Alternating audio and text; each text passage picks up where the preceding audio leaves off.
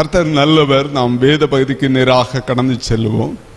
லூக்கா சுவிசேஷம் 7வது அதிகாரம் 47வது வசனத்தை யாராவது ஒருவர் வாசியுங்கள். ஆதலால்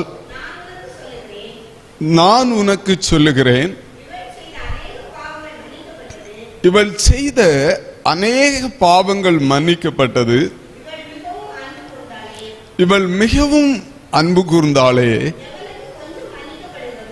எவனுக்கு கொஞ்சம் மன்னிக்கப்படுகிறதோ அவன் கொஞ்சமாய் அன்பு கூறுவான். இவள் மிகவும் அன்பு கூர்ந்தாளே. நம்ம எல்லாரும் கண்களை மூடி, ஆண்டவரே, இந்த ராத்திரி வேளையிலும் உங்க பாதத்துல வருகிறோம்ப்பா, உங்க பாதத்தை முத்த செய்கிறோம்ப்பா, உங்களை அன்பு செய்கிறோம்ப்பா. வாய்களை திறந்து சொல்லுவீங்களா? உங்களை அன்பு செய்கிறோம்ப்பா. ஆண்டவரே, உம்முடைய பிரசன்னம் இந்த இடத்தை நிரப்புவதாக. ஓ ஆண்டவரே, உம்முடைய பாதத்தில் வருகிறோம். ஆண்டவரங்களை ஆசீர்வதியும் அப்பா. இந்த சபைக்காய் ஸ்தோத்திரம், இந்த ஜனத்திற்காய் ஸ்தோத்திரம், இந்த சபையின் போதகருக்காய் ஸ்தோத்திரம். ஆண்டவர் தொடர்ந்து ஆளுகை செய்யும். இந்த பிள்ளைகள் என்ன காரியத்திற்காக உம்முடைய பாதத்தில் வந்திருக்கிறார்களோ அதை கர்த்தர் ஆசீர்வதித்து கொடுப்பீராக. இயேசு கிறிஸ்துவின் நாமத்தில் ஜெபிக்கிறோம். ஜெபங்களை ஜீவனுள்ள நல்ல பிதாவே, ஆமென். அல்லேலூயா. இந்த பகுதி, ஒரு ஸ்திரீ இயேசுனுடைய பாதத்துல பரிமள தைலத்தை உடைத்து ஊற்றுகிறார். வேதத்தில் இந்த சம்பவம் 2-3 இடங்களிலே சொல்லப்பட்டு இருக்கிறது. ஒரு இடத்திலே மரியாள் பரிமள தைலத்தை உடைத்து ஊற்றினாள் என்று வாசிக்கிறோம். இன்னொரு இடத்துல இந்த பகுதியில் சுவிசேஷங்கள்ல வாசிக்கிறப்போ ஒரு பாவியாகிய ஸ்திரீ இயேசுனுடைய பாதங்களில் பரிமள தைலத்தை உடைத்து ஊற்றினாள் என்று வாசிக்கிறோம். நம்ம வாசித்த அந்த பகுதியில் வர்றப்போ லூக்கா 7:36-37 இந்த வசனங்களில் இருந்து வாசிக்கிறப்போ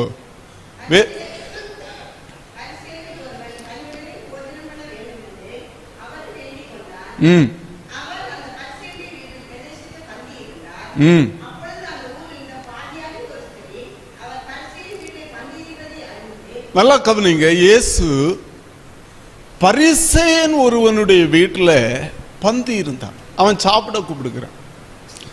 அந்த பரிசேயனை குறித்து மத்தேயு சுவிசேஷம் 26வது அதிகாரம் 6வது வசனம் சொல்லுகிறது, இயேசு பெத்தானியாவில் குஷ்டரோகியாய் இருந்த சீமோன் வீட்டில் இருக்கையில், அவன் ஒரு குஷ்டரோகியாய் இருந்த சீமோன் வீட்டில் இருக்கையில் வேதம் சொல்லுகிறது, ஒரு பாவியாகிய ஸ்திரீ ஒரு பரணியில் பரிமள தைலம் கொண்டு வந்து அவருடைய பாதங்களுக்கு பின்னாடி உட்கார்ந்து அவருடைய பாதங்களுக்கு பின்னாக நின்று அழுது கொண்டு அவருடைய பாதங்களை தன் கண்ணீரால் நனைத்தார். இன்னைக்கும் ஆண்டவருடைய சமூகத்தில் வந்திருக்கிற ஒவ்வொரு பிள்ளைகளும் நீங்க இந்த 5வது நாள் ஜெபத்திற்கு வந்திருக்கிறீங்க. நீங்க விடுகிற ஒவ்வொரு கண்ணீரையும் ஆண்டவர் காண்கிறார். நம்ம விடுகிற ஒவ்வொரு கண்ணீரையும் ஆண்டவர் கேட்கிறார். எத்தனை பேர் விசுவாசிக்கிறீங்க? நம்ம விடுகிற ஒவ்வொரு கண்ணீரும் அவருடைய பாதங்களில், அவருடைய சமூகத்தில் விடுகிற ஒவ்வொரு கண்ணீரையும் ஆண்டவர் கேட்கிறார். நீங்க வேதம் சொல்லுகிறது, அவள் அழுது கொண்டு அவருடைய பாதங்களை தன் கண்ணீரினால் நனைத்து தன் தலைமயிரினால் துடைத்து அவருடைய பாதங்களை முத்தம் செய்து பரிமள தைலத்தை பூசினார். இயேசு வந்ததிலிருந்து இந்த ஸ்திரீ அப்படியே செய்து கொண்டிருக்கிறார். இப்போ இந்த பரிசேயனுக்குள்ள ஒரு சிந்தை வருகிறது. இவர் தீர்க்கதரிசியா இருந்தால் தன்னை தொடுகிற ஸ்திரீ யாரென்று இவருக்கு தெரியுமே. நன்றாக கவனிங்க. அந்த ஸ்திரீ செய்கிற காரியத்தை ஒரு ஸ்திரீ இயேசு கிட்ட வருகிறாள். பின்னாடி நின்று அழுது கொண்டு கண்ணீரால துடைக்கிறார். கண்ணீரால இன்னும் சொல்ல போனா தன்னுடைய தலைமயிரை அப்படியே பிரிச்சு போட்டு இயேசுனுடைய பாதங்களை துடைக்கிறார். அது அங்க பார்த்துட்டு இருந்தவங்களுக்கு எவ்வளவு அது நல்லா இருந்திருக்கும்னு தெரியல. ஆனா அந்த அன்பு நிமித்தமா, இயேசு மேல இருந்த அன்பு நிமித்தமா எல்லாரும் ஆராதிக்கிறது மாதிரி, எல்லாரும் பாடுகிறது மாதிரி, எல்லாரும் பந்தி இருக்கிறது மாதிரி அவளால இருக்க முடியல. வந்ததுல இருந்தே அழுதுட்டு இருக்கிறா. வந்ததுல இருந்தே இயேசுனுடைய பாதங்களை அவள் முத்த செய்கிறாள். வேதம் சொல்லுகிறது, விலையுயர்ந்த பரிமள தைலத்தை இயேசுனுடைய பாதங்களில் அவள் உடைத்து ஊற்றினாள். அப்பதான் இந்த சீமோன் சிந்திக்கிறான், இந்த ஸ்திரீயை குறித்து ஊர்ல இருக்கிற எல்லாருக்கும் தெரியும். இவர் தீர்க்கதரிசியா இருந்தால் இவருக்கும் தெரிஞ்சிருக்கணுமே. அப்பதான் இயேசு ஒரு ஓமையை சொல்லுகிறார். நான் அந்த பகுதியை வாசிச்சுட்டு நம்ம தொடர்ந்து சிந்திக்கலாம். 41வது வசனம் சொல்லுகிறது, சீமோனே, நான் உனக்கு ஒரு காரியம் சொல்ல வேண்டும். ஒருவனிடத்தில் 2 பேர் கடன் பட்டிருந்தார்கள். ஒருவன் 500 வெள்ளிக்காசும் மற்றவன் 50 வெள்ளிக்காசும் கொடுக்க வேண்டியதா இருந்தது. ஒரு நபர்கிட்ட 2 பேர் கடன் பட்டிருந்தாங்க. ஒருவன் 500 வெள்ளிக்காசும் மற்றவன் 50 வெள்ளிக்காசும் கொடுக்க வேண்டியதா இருந்தது. 2 பேர். இயேசு சொல்றாரு, 2 பேர் ஒருவனிடத்துல கடன் பெற்றிருந்தாங்க. ஒருத்தன் 50 வெள்ளிக்காசு, ஒருத்தன் 500 வெள்ளிக்காசு. இந்த இடத்துல நீங்க தெளிவா வாசிச்சு பாத்தீங்கன்னா 500 வெள்ளிக்காசு அதிகமா கடன் பெற்று இருந்தது யாருன்னு கேட்டா சீமோன். அவன் ஒரு குஷ்டரோகி. குஷ்டரோகி நீங்க பைபிள்ல வாசிச்சு பாத்தீங்கன்னு சொன்னா, பழைய ஏற்பாட்டுல அவன் ஊருக்குள்ளே வசிக்க முடியாது. ஊருக்குள்ளே வசிக்க முடியாத அந்த குஷ்டரோகிய ஆண்டவர் தொட்டு சுகமாக்கி அவனுடைய வீட்டில் வந்து பந்தி இருக்கிறார். அல்லேலூயா. ஆனா 50 வெள்ளிக்காசு. ஊர்ல நிறைய ஸ்திரீகள் இருக்கிறாங்க. அவளுடைய வாழ்க்கையில அவளை பொறுத்த வரைக்கும் சீமோன் தான் அதிகமா கடன் பெற்றிருந்தான். சீமோன் தான் அதிகமா கடன் பெற்றிருந்தான். பழைய ஏற்பாட்டுல எங்கேயுமே குஷ்டரோகிகள் ஒரு சில இடங்கள்ல விட எலிசா தீர்க்கதரிசி நாகமான் குஷ்டரோகியை சுகமாக்கினார். பழைய ஏற்பாட்டுல பைபிள்ல எங்கேயுமே குஷ்டரோகத்துக்கு மருந்து கிடையாது, மருந்தே கிடையாது. அப்படிப்பட்ட ஒரு மனுஷனை தூக்கி ஆண்டவர் கொண்டு வந்து அவருடைய பந்தியில உட்கார வைக்கிறார். அல்லேலூயா. இன்னொரு ஸ்திரீயை குறித்து வேதம் சொல்லுகிறது, அவள் பாவியாகிய ஸ்திரீ. ஆனா இந்த 2 பேருடைய கடனையும் ஆண்டவர் அடைத்தார். ஆனா 2 பேரும் தன்னுடைய நன்றியை வெளிப்படுத்தின விதம் வித்தியாசமானது. அல்லேலூயா. நம்முடைய வாழ்க்கையிலும் பல வருஷமா தேவனுடைய சபையில இருக்கலாம். ஆண்டவர் நம்முடைய வாழ்க்கையில எவ்வளோ நன்மை செய்திருக்கலாம். ஆனா காலகட்டங்கள் தாண்டுகிற போது நம்ம ஒரு காலத்துல கண்ணீராய் ஆண்டவருடைய சமூகத்தை நினைச்சோம்.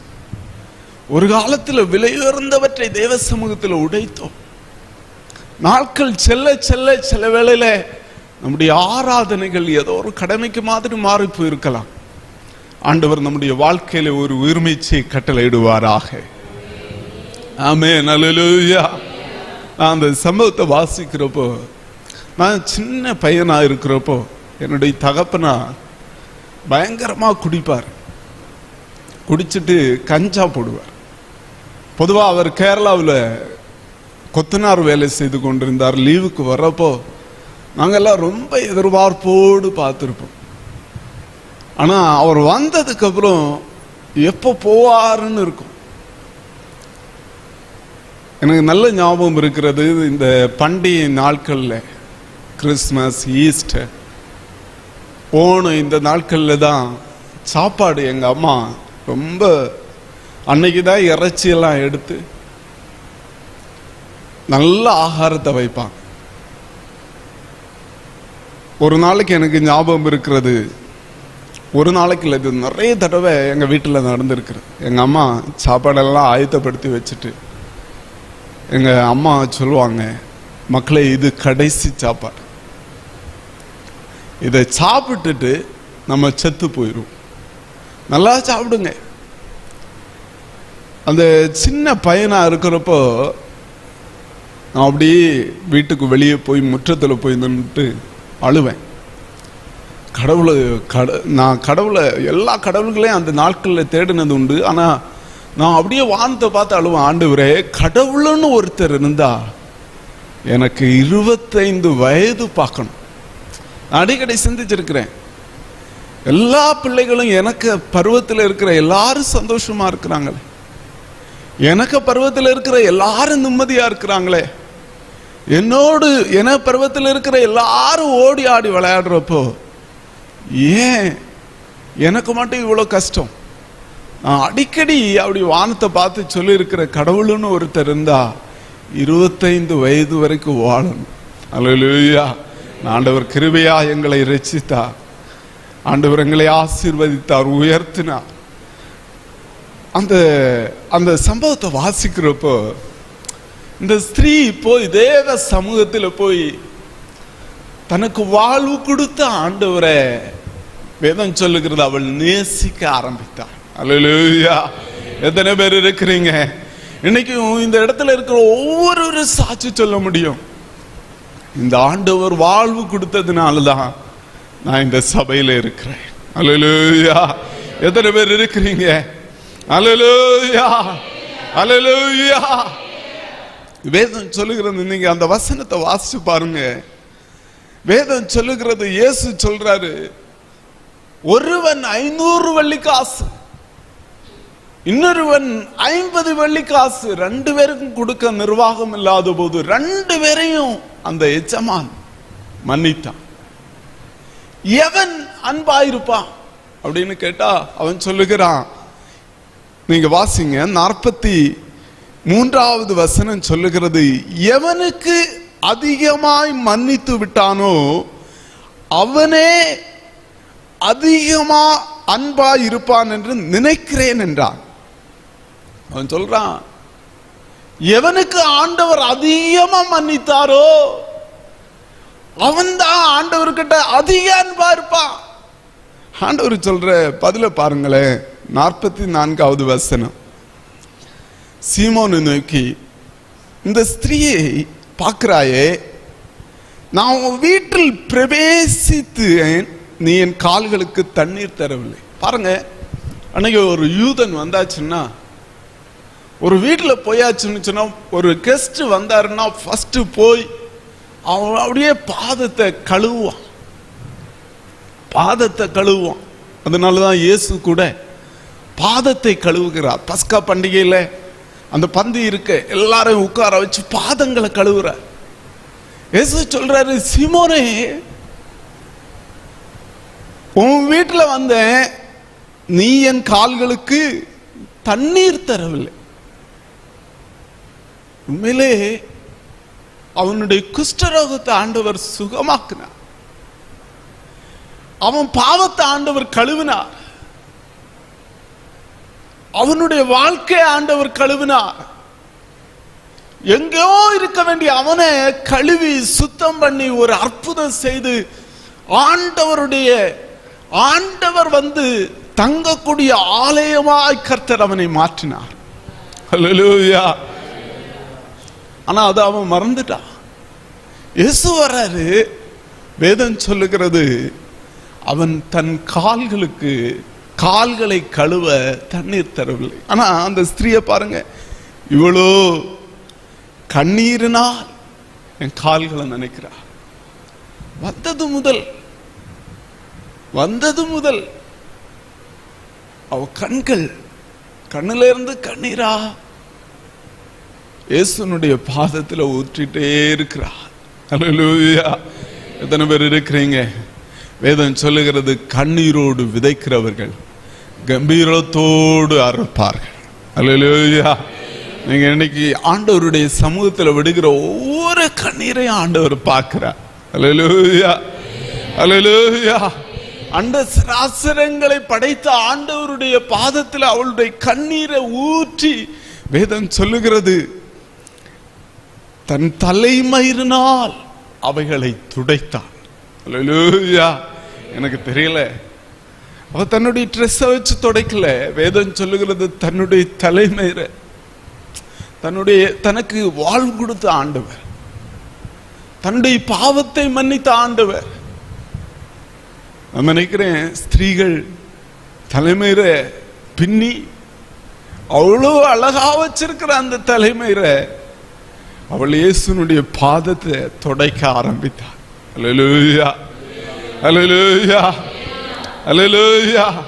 இயேசுனுடைய பாதத்தை துடைக்க ஆரம்பிச்சார். ஒரு மனிதன் ஆண்டவரால அநேக அற்புதத்தை பெற்ற மனுஷன், அவனுக்கு அடையாளத்தை கொடுத்த ஆண்டவருக்கு தண்ணீர் கூட கொடுக்கல. ஆனா இவ்வளோ தன்னுடைய மகிமையை மறந்தவளாய், தன்னுடைய மேன்மையை மறந்தவளாய், ஊர்ல இருக்கிறவங்க என்ன சொல்லுவாங்களோ அப்படின்னு கூட நினைக்காம தெய்வ சமூகத்தில் கண்ணீர் விட்டு அவருடைய பாதங்களை துடைக்க ஆரம்பித்தார். அல்லேலூயா. எத்தனை பேர் இருக்கிறீங்க? நீங்க தேவ சமூகத்தில் விடுகிற ஒவ்வொரு கண்ணீரையும் ஆண்டவர் கனம் பண்ணுவார். ஆமென். விசுவாசத்தோடு கரங்களை உயர்த்தி ஒரு அல்லேலூயா சொல்லுவீங்களா? அல்லேலூயா, அல்லேலூயா. அடுத்து வாசிங்க, நீங்க வாசிங்க 45வது வசனத்தை வாசிங்க. நீ என்னை முத்தம் செய்யவில்லை, இவளோ நான் உட்பிரவேசித்தது முதல் நீ என்னை முத்தம் செய்யவில்லை. பொதுவா ஒரு கெஸ்ட் வந்த உடனே யூதர்கள் ஓடி போய் கெட்டுப்பிடிச்சு முத்தம் கொடுப்பாங்க. ஆனா வேதம் சொல்லுகிறது, இவளோ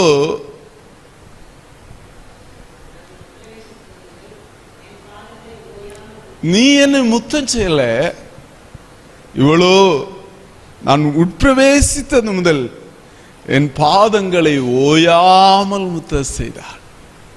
அல்லேலூயா. இயேசு வந்ததிலிருந்து ஒரு சின்ன குழந்தை மாதிரி, அவளை குறிச்சு ஊர்ல இருக்கிறவங்க பலவிதமா பேசுறாங்க.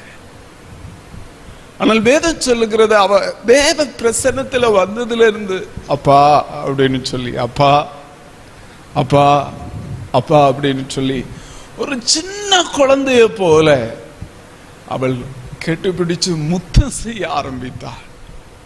அல்லேலூயா. எத்தனை பேர் இருக்கிறீங்க? அல்லேலூயா. அவள் முத்தம் செய்ய ஆரம்பித்தாள். வேதம் சொல்லுகிறது, ஓயாமல். ஒரு சின்ன பிள்ளை தகப்பனை, தாய எங்கேயோ போயிட்டு வந்த தகப்பனை தாயை கண்டுபிடிச்சா அவங்க எப்படி முத்தம் செய்வாங்களோ, முத்தம் செய்யுமோ அதே போல இயேசுனுடைய பாதங்களை பிடிச்சு அவள் முத்தம் செய்ய ஆரம்பித்தாள். 46வது வசனம் சொல்லுகிறது, நீ என் தலையில் எண்ணெய் பூசவில்லை, நீ என் தலையில் எண்ணெய் பூசவில்லை. அப்படின்னா ஒரு கெஸ்ட் வந்த உடனே தலையில எண்ணெய் ஊத்துறது. சங்கீதக்காரன் சொல்லுகிறார், என் தலையை எண்ணெயால் அபிஷேகம் பண்ணுகிறேன். ராஜா வீட்டுக்கு வந்திருக்கிறார், மெஸ்ஸியா வந்திருக்கிறார், அபிஷேகம் பண்ணப்பட்டவர் வீட்டுல வந்திருக்கிறார். ஒரு எண்ணெய் அவன் ஊத்தல, அதை பெருசா அவன் கருதல. ஆனால் வேதம் சொல்லுகிறது, இவளோ என் பாதங்களில் பரிமள தைலம் பூசினாள். ஆமென், அல்லேலூயா. அதுவரைக்கும் பரிமள தைலம் ஒரு வருஷம் வேலை செய்தாதான் பரிமள தைலம் சம்பாதிக்க முடியும். ஒரு வருஷ சம்பளத்தை அவ கொண்டு வந்து இயேசுனுடைய பாதத்தில் ஊற்றினாள். ஆமென், அல்லேலூயா, அல்லேலூயா, அல்லேலூயா. எத்தனை பேர் இருக்கிறீங்க? அதனால்தான் வேதம் சொல்லுகிறது, அவள் என்னிடத்தில் அதிகமாய் அன்பு கூர்ந்தாள். அவள் என்னிடத்தில் அதிகமாய் அன்பு கூர்ந்தாள். ஆமென். ஆண்டவருடைய சமூகத்துல நம்ம நிறைய வேளையில ஆராதனைக்கு வருவோம், நிறைய வேளையில நம்முடைய இயேசுவை பார்க்கறதுக்கு வருவோம், அவருடைய வார்த்தையை கேட்கறதுக்கு வருவோம், அவருடைய பிரசன்னத்துல வருவோம். பல வேளைகளில் நம்ம உண்மையா அன்பு கூர்ந்ததா அவருடைய பிரசன்னத்துல வர்றோமா? உண்மையிலே வந்தது முதல் அவருடைய பாதத்தை முத்த செய்கிறோமா? வந்தது முதல் நம்முடைய கண்ணீரினால் அவருடைய பாதங்களை நனைக்கிறோமா? ஆண்டவர் பார்த்து கொண்டே இருக்கிறார். அல்லேலூயா. இந்த ஸ்திரீ ஆண்டவர் மன்னித்ததை மறக்கவே இல்லை. அல்லேலூயா. தனக்கு 50 வெள்ளிக்காசு தான் இயேசு மன்னித்தா. எத்தனையோ பெரிய பெரிய அற்புதங்கள் பெற்றவங்க எல்லாம் இயேசு விட்டுட்டு போயிட்டாங்க. எத்தனையோ அற்புதங்கள் ஒன்றில்லாம கடந்து அவங்கள ஆண்டவர் உயர்த்தி சிங்காசனத்தில் வைத்தவங்க எல்லாம் இயேசுவை விட்டுட்டு போயிட்டாங்க. ஆனா இந்த ஸ்திரீ தன்னுடைய பாவத்தை மன்னித்தவர். ஊர்ல இருக்கிறவங்க யாரும் மன்னிக்கல, தேசத்துல இருக்கிற யாரும் அவளுடைய பாவத்தை மன்னிக்கல. அவளை பார்க்கிறப்ப எல்லாம் இவ்வளவு ஒரு பாவி, இவ்வளவு ஒரு பாவி அப்படின்னு குத்தி காட்டுறவங்க நிறைய பேர் இருந்தாங்க. ஆனா அதுக்கு மத்தியில தன்னுடைய பாவத்தை மன்னித்த இயேசு அவ மறக்கவே இல்லை. அல்லேலூயா. எத்தனை பேர் இருக்கிறீங்க? அல்லேலூயா, அல்லேலூயா. யோசிச்சு பாருங்க, நம்முடைய பாவங்களுக்காய் ஆண்டவர் மரித்தார். நம்ம எல்லாம் பெரிய ஆள் இல்லை. சில வேளையில நம்முடைய குடும்பத்துல நம்ம ரொம்ப முக்கியமானவர்களை போல தோன்றலாம். ஆனா நம்ம மரிச்சாலும் அந்த குடும்பத்தில் இருக்கிறவங்க வாழ்ந்துருவாங்க. அல்லேலூயா. ஒரு மனுஷ வாழ்க்கைக்கு இருக்கிற மதிப்பு அவ்வளவுதான். ஆனா அண்ட சராசரங்களை படைத்த அவ்வளவு பெரிய ஆண்டவர் உங்களுக்காகவும் எனக்காகவும் பூமியில இறங்கி வந்து நம்முடைய பாவங்களுக்காக மரித்தார். ஆமென். எத்தனை பேர் இருக்கிறீங்க? அல்லேலூயா.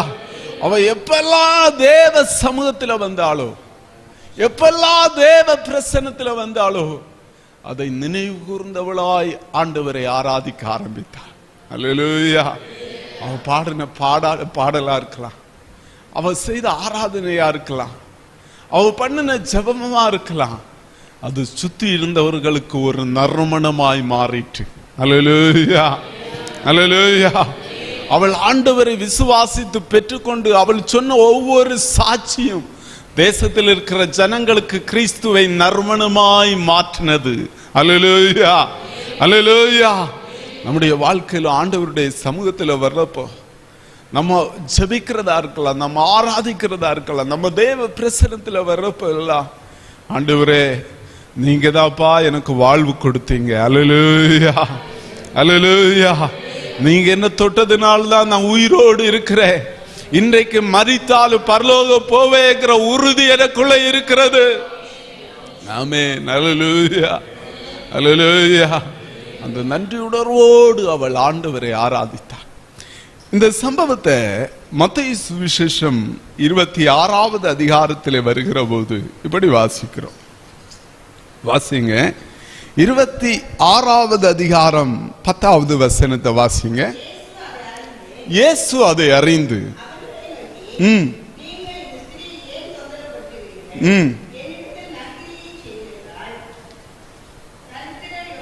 பாருங்க, மத்தேயு 26வது அதிகாரம், நம்ம லூக்கா சுவிசேஷம் 7வது அதிகாரத்தில் வாசிக்கிறோம். இயேசுனுடைய ஊழியம் தொடங்கின காலகட்டத்தில் இந்த பகுதியை பார்க்கிறோம். ஆனா மத்தேயு சுவிசேஷத்துல வர்றப்ப இயேசுனுடைய ஊழியம் முடிய போகிற வேளையில பஸ்கா பண்டிகையினுடைய காலகட்டத்தில் வேதம் சொல்லுகிறது, 7வது வசனத்தில் இருந்து வாசிக்கிறோம்.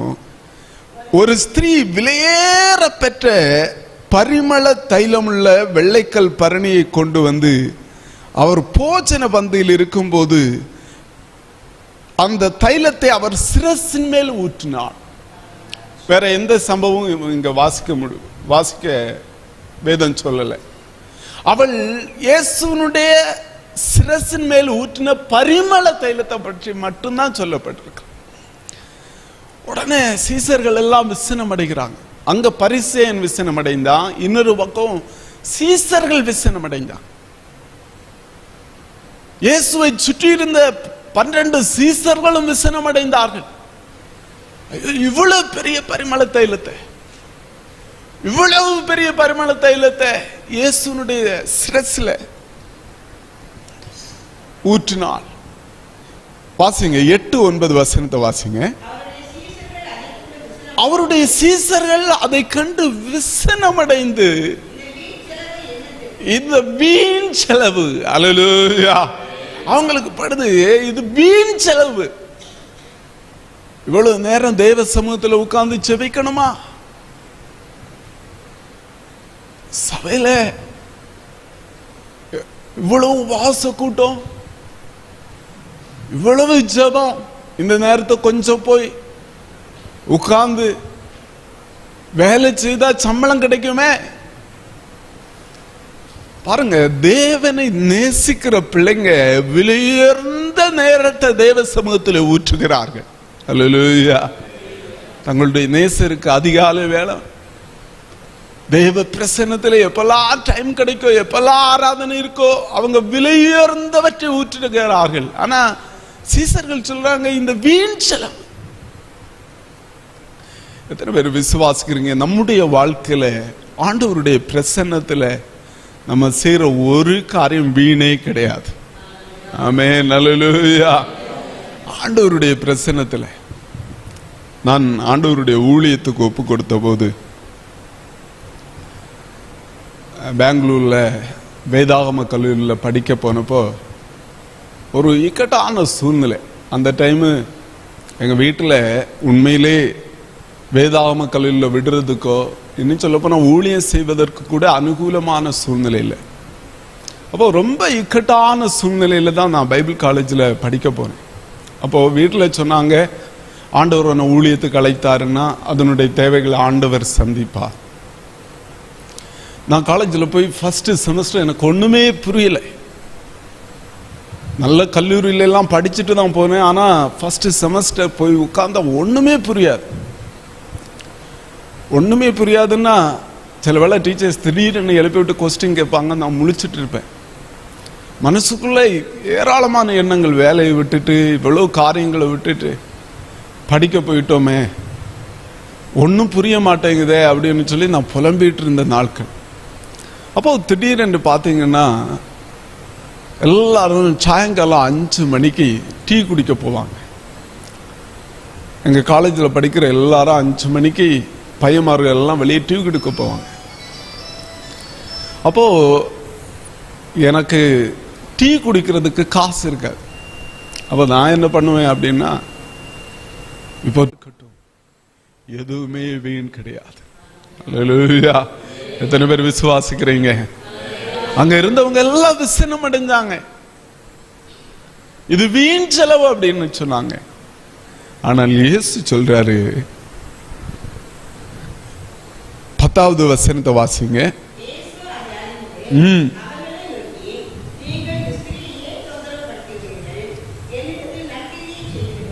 9வது வசனம் சொல்கிறது, இந்த தைலத்தை உயர்ந்த விலைக்கு விற்று தரித்திரருக்கு கொடுத்திருக்கலாமே. நீங்க வாசிச்சு பாருங்கன்னா ரொம்ப வேதனையா இருக்கும். அடுத்த பகுதிகளில் 15, 14, 15 யூதாஸ் இயேசுவை 30 வெள்ளிக்காசுக்கு காட்டி கொடுக்க உடன்பட்டான் என்று வேதம் சொல்லுகிறது. அல்லேலூயா. தன்னோடு கூட இருந்த சீசர்கள், தன்னோடு கூட உட்கார்ந்து சாப்பிட்ட ஒரு சீசரில் ஒருவன் இயேசுவை விட்டான், இயேசுவை முத்தமிட்டு காட்டி கொடுக்க உடன்பட்டான் என்று வேதம் சொல்லுகிற போது, ஒரு ஸ்திரீ, ஒரு சாதாரண ஸ்திரீ, யாருக்கும் தெரியாத ஒரு ஸ்திரீ தன்னுடைய வாழ்க்கையில விலையுயர்ந்த பொக்கிஷத்தை ஆண்டவருடைய சமூகத்தில் உடைத்து இயேசுனுடைய மனம் விளங்கும்படி செய்தார். அல்லேலூயா, அல்லேலூயா. எத்தனை பேர் இருக்கிறீங்க தேவ சமூகத்தில் நமக்காக ஜீவனை கொடுத்த ஆண்டவருக்காக ஆமென். நம்ம செய்யற ஒவ்வொரு காரியங்களை ஆண்டவர் கவனிக்கிறார். அல்லேலூயா, அல்லேலூயா. ஆனா இயேசு சொல்ற ஒரு காரியத்தை வாசிங்க, 12வது வசனத்தை வாசிங்க. இவள் இந்த தைலத்தை என் சரீரத்தின் மேல் ஊற்றினது என்னை அடக்கம் பண்ணுவதற்கு எத்தனமான செய்கையாயிருக்கிறது. இயேசு சொல்றத பாருங்க. இவள் இந்த தைலத்தை என் சரீரத்தின் மேல் ஊற்றினது என்னை அடக்கம் பண்ணுவதற்கு எத்தனமான செய்கையாயிருக்கிறது. இயேசு தம்முடைய சீசர்களுக்கிட்ட அடிக்கடி சொல்ற ஒரு வார்த்தை, மனுஷகுமாரன் கொலை செய்யப்பட்டு அடக்கம் பண்ணப்பட்டு 3வது நாள் உயிரோடு எழும்பணும். நிறைய வேளையில சீசர்களுக்கிட்ட சொல்லி இருக்கிறார். இந்த இயேசு எப்பெல்லாம் தன்னுடைய மரணத்தை குறித்து பேசுறாரோ அப்பெல்லாம் சீசர்களுக்குள்ள ஒரு சண்டை வரும். நம்ம யார் பெரியவன்? இயேசு சொல்றாரு, ஒரு ஆளு சுகம் இல்லாம சாகும் தருவாயில சொல்றாரு, நான் கொஞ்ச நாள்ல செத்து போயிடுவேன் அப்படின்னு வருத்தத்தோட சொல்றாரு. ஆனா கூடி இருந்த சீசர்களுக்குள்ள எப்போதும் என்ன பேச்சு நடக்கும் அப்படின்னா, இயேசு மரிச்சதுக்கு அப்புறம் யார் பெரியவன்? அல்லேலூயா, அல்லேலூயா, அல்லேலூயா. ஆனா இந்த ஸ்திரீ, ஆண்டவர் சொல்றாரு, இந்த ஸ்திரீ ஒண்ணுமே தெரியாது. இயேசு நேசிக்கிறாள். அவ வாழ்க்கையில இயேசு எப்படி வெல்கம் பண்ணணும்னு தெரியல, எப்படி உபசரிக்கணும்னு தெரியல. தன்னுடைய இருதயத்துல தனக்கு தன்னுடைய பாவத்தை மன்னித்து ஆண்டவருக்கு எது செய்யணும்னு தெரியல. அவள் செய்த காரியம் கொண்டு போய் பரிமள தைலத்தை உடைச்சு ஊற்றினார். ஆனா வேதம் சொல்லுகிறது, ஆண்டவர் சொல்றாரு, இவ்வளவு ஒரு தீர்க்கதரிசி. அல்லேலூயா. நான் மரித்து அடக்கம் பண்ணுகிறதற்கு நீங்க அப்படிதான் வேதம் சொல்லுகிறது. வாசிங்க. இந்த தைலத்தை என் சரீரத்தின் மேல் ஊற்றினது என்னை அடக்கம் பண்ணுவதற்கு எத்தனமான செய்கையாயிருக்கிறது. இயேசு மரிக்க போகிறார். அவரை கனப்படுத்துவதற்கு இங்க ஒரு ஸ்திரீயை ஆண்டவர் ஆயத்தப்படுத்தி இருந்தார். அவளுக்கே தெரியாத ஆண்டவர் சொல்றார், அவள் ஒரு தீர்க்கதரிசி. ஆமென். அல்லேலூயா, அல்லேலூயா, அல்லேலூயா.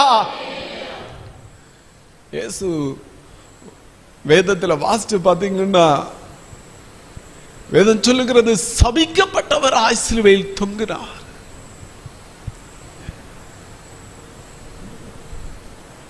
வேதம் சொல்லுகிறது, சீசர்களை இயேசு மரிக்கிறவும் சபிக்கவும் சத்தியம் பண்ணவும் தொடங்கினார்கள். இந்த ஸ்திரீ இயேசு மரிக்கிறதுக்கு முன்னாடி இயேசுனுடைய சரீரத்தை பரிமள தைலத்தினால் அவள் பூசினாள். ஆமென். அல்லேலூயா. ஆண்டவர் சொல்றார், இவள் ஒரு பெரிய தீர்க்கதரிசி. நான் மரிக்க போறத, நான் அடக்கம் பண்ணப்பட போகிறத முன்னறிந்து அவள் இதெல்லாம் செய்றா. அல்லேலூயா, அல்லேலூயா. நம்முடைய வாழ்க்கையில நம்ம ஆண்டவர் வரப்போகிறார், ஆண்டவர் வரப்போகிறார், ஆண்டவர் வரப்போகிறார்னு சொல்றோம்.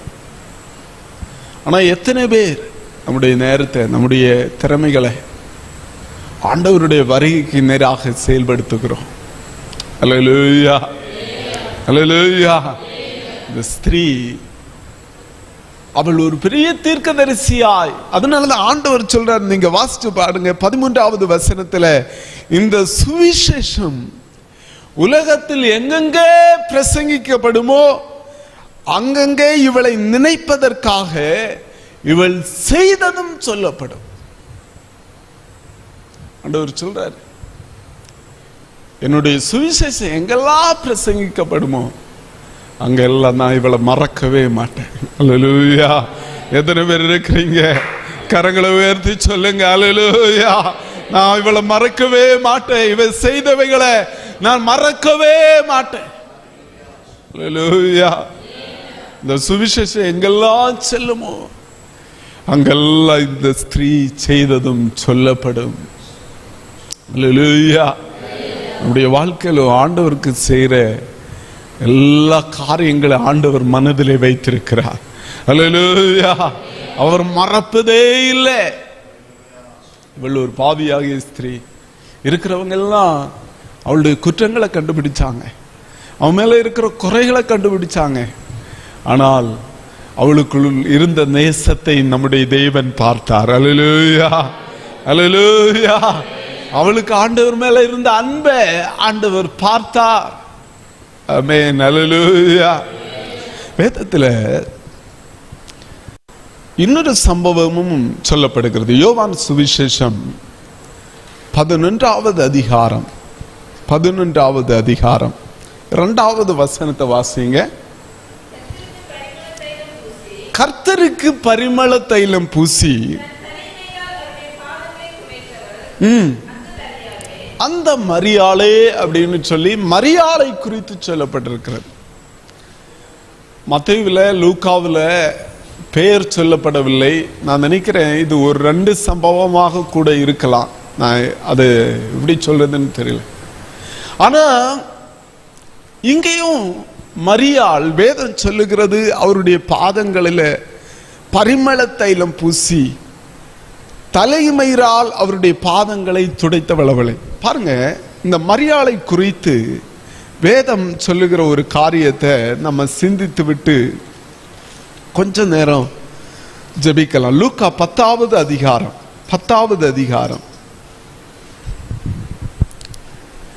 40வது வசனம் 41வது வசனத்தை வாசிங்க.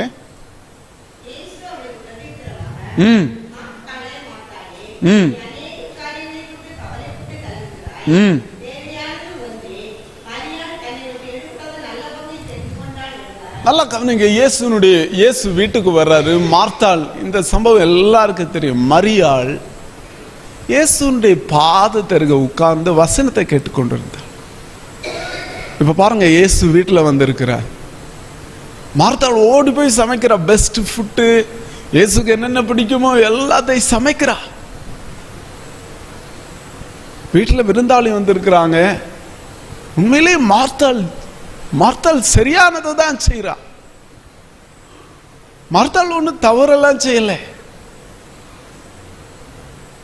ஆனா மரியாள் போய் ஆண்டவருடைய பாதத்துக்கு அருகே, எனக்கு தெரியல அவளுக்கு எத்தனை வயசு இருக்கும், போய் சின்ன குழந்தைய போல இயேசுனுடைய பாதத்திற்கு உட்கார்ந்து இயேசு சொல்றத கேட்டுக்கொண்டே இருக்கிறாள். இயேசு சொல்றத அவ காது கொடுத்து கேட்கிறா. இந்த பாதத்தருகே உட்கார்தல் என்கிற வார்த்தைக்கு ஒரு அர்த்தம் உண்டு. நீங்க அப்போஸ்தலர் நடபடிகள் 22வது அதிகாரம் 3வது வசனத்தை வாசிங்க.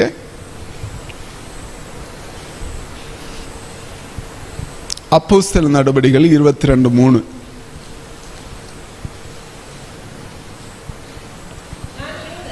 நான் யூதன்,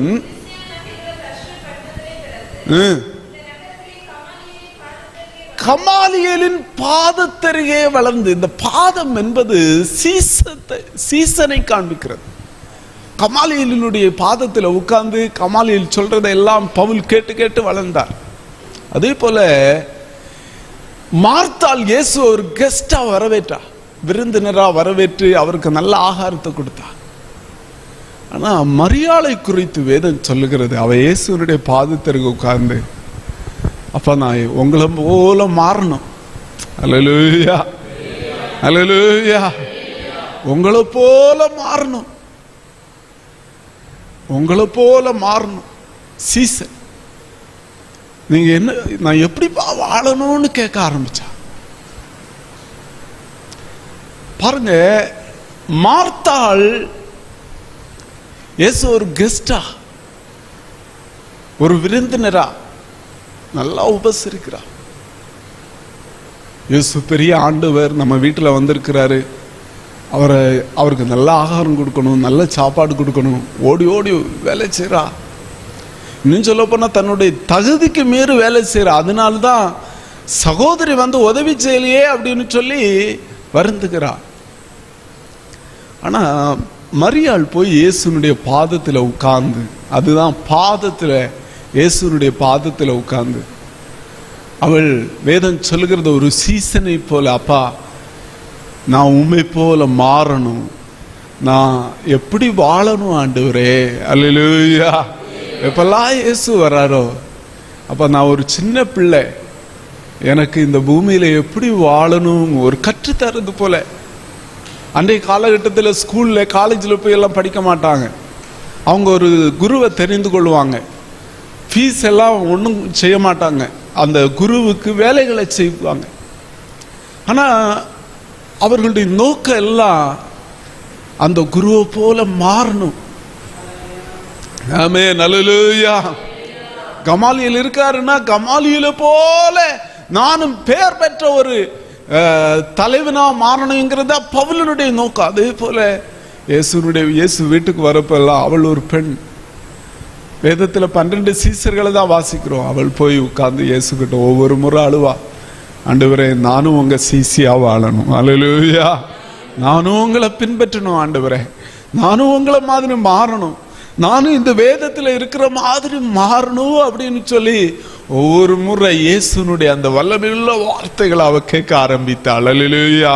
அதனாலதான் இயேசு சொல்லுகிறார், அவள் தன்னை விட்டு எடுபடாத நல்ல பங்கை தெரிந்து கொண்டாள். அல்லேலூயா. அதான் ரொம்ப முக்கியம். இயேசுவை நம்ம எப்படி ட்ரீட் பண்றோம்? நம்ம ஆலயத்துக்கு வரப்பெல்லாம் இயேசுவை நம்ம எப்படி பார்க்கிறோம்? அவர் நமக்கு அற்புதம் செய்வார், அதிசயம் செய்வார். ஆனா எத்தனை பேர் இயேசுவை இந்த பைபிளை வாசிக்கிறப்போ, இந்த இயேசு செய்த அற்புதங்களை பார்க்கிறப்போ, இயேசுனுடைய போதனையை பார்க்கிறப்போ, ஓ இந்த இயேசுவை போல நான் இல்லையே அப்படின்னு எத்தனை பேர் உணர்ந்திருக்கிறீங்க? அல்லேலூயா. அல்லேலூயா. அவருடைய பாதத்துல உட்கார்ந்து, ஆண்டவரே உம்மை போல என்ன மாத்துங்க ஆண்டவரே அப்படின்னு எத்தனை பேர் கேட்டிருக்கிறீங்க? அல்லேலூயா. அல்லேலூயா.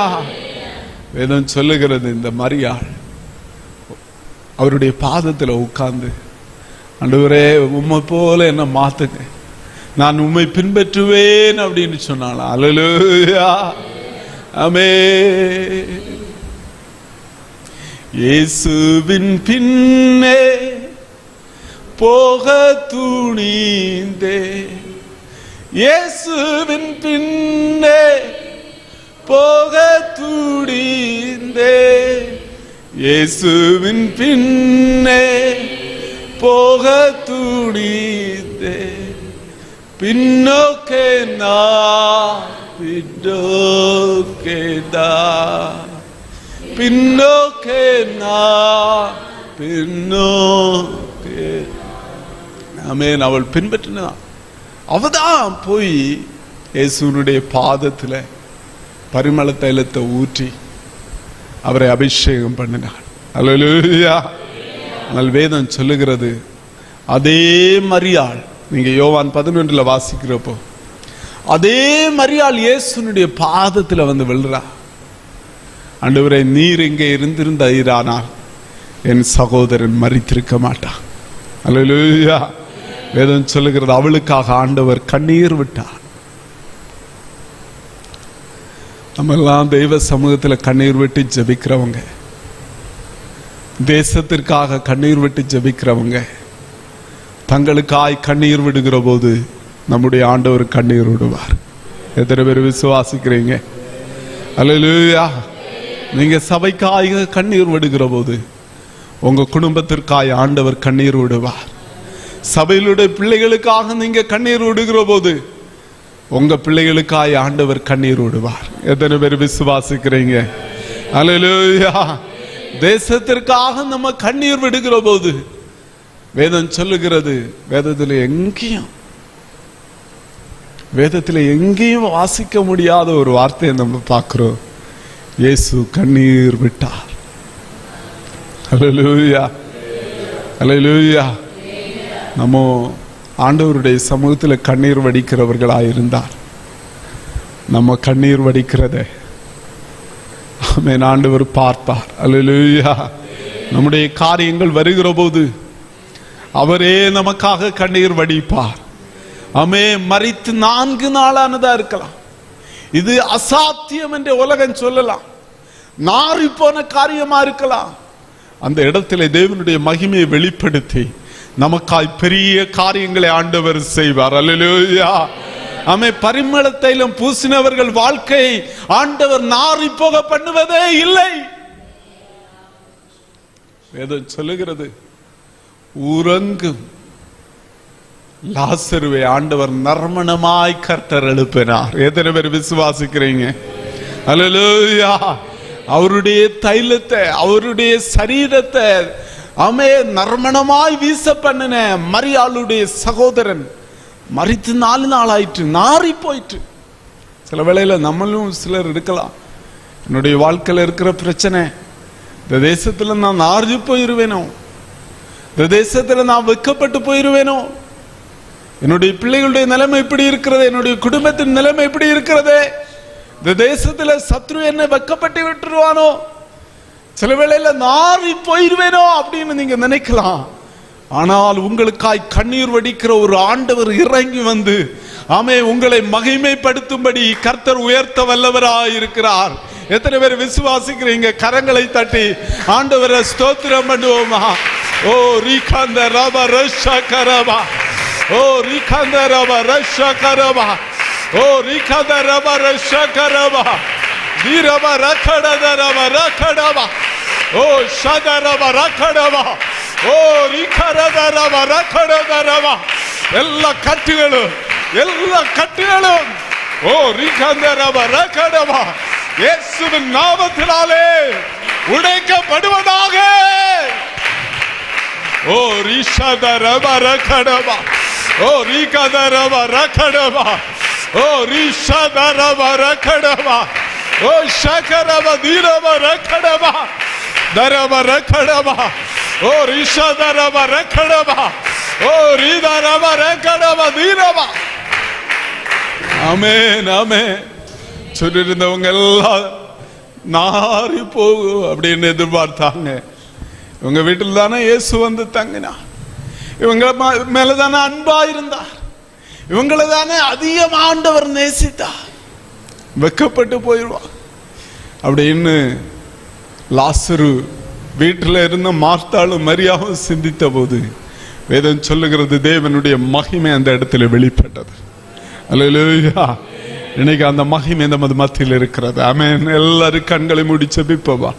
எல்லாரும் கண்களை மூடி ஆண்டவரே அமெரிக்காபாதாரா ஓ ஷகரபா தீரபா ரகடபா ஆமே ஒப்பு கொடுப்போமா? ஆண்டவரே நன்றி அப்பா, நன்றி ஆண்டவரே. ஓ ரிகதரபா ரகடபா தரபா ரகடபா, ஓ ஷரபா தரபா ரகடபா தரபா.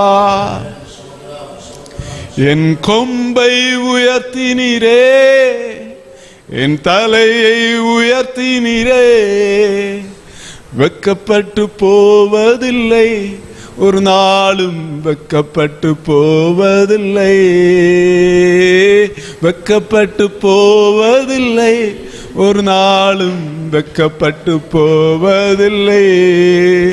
நன்றி தகப்பனே, நன்றி ஏசையா, நன்றி தகப்பனே, நன்றி ஏசையா. வெக்கப்பட்டு போவதில்லை, ஒரு நாளும் வெக்கப்பட்டு போவதில்லை, வெக்கப்பட்டு போவதில்லை, ஒரு நாளும் வெக்கப்பட்டு போவதில்லை. ஆண்டவரே, இந்த சபையை கர்த்தர் ஆசீர்வதிங்கப்பா, பிள்ளைகளை ஆசீர்வதிங்கப்பா. ஒரு நாளும் ஆண்டவரே உமது ஜனங்கள் வெக்கப்பட்டு போவதில்லை. இந்த ஜனத்தை ஆசீர்வதியும், அருமையான போதகரை ஆசீர்வதியும் ஆண்டவரே. உலகமெங்கும் நறுமணம் வீச எடுத்து பயன்படுத்துவீராக. இந்த சபையை ஆசீர்வதிங்கப்பா, தொடர்ந்து ஆளுகை செய்யும். இயேசு கிறிஸ்துவின் நாமத்தில் ஜெபிக்கிறேன், ஜெபங்களின் ஜீவனுள்ள நல்ல பிதாவே, ஆமென்.